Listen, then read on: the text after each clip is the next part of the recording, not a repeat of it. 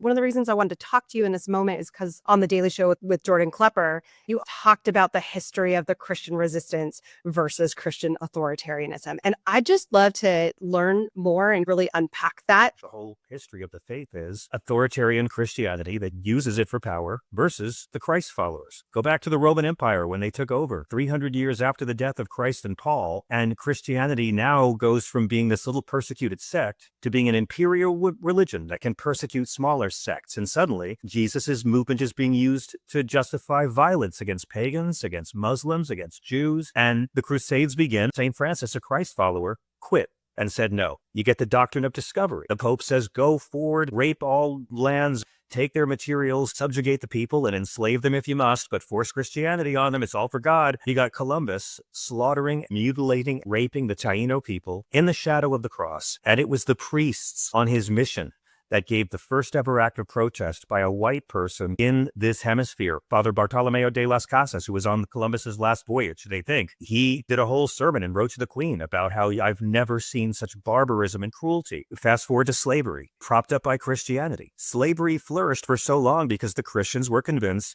it was sanctioned by God, and it was the Christ followers like Frederick Douglass or Harriet Tubman or the Quakers. Never forget them. They're the most awesome Christians throughout our country's history. They fought back. Look at the Holocaust. That's a Christian nationalist society. And you had Christian martyrs like Dietrich Bonhoeffer giving his life for his Jewish brothers and sisters in resistance because he was a Christ follower.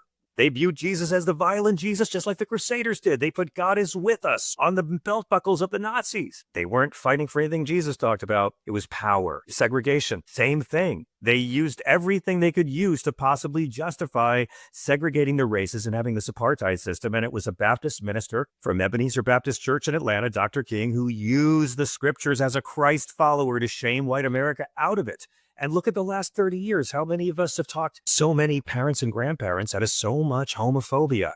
There is an incredible history of real Christian activism, but it's always in resistance to Christian authoritarianism. That's our whole history. And we see it playing out today. What side are you going to choose? Are you going to do the Jesus with empire?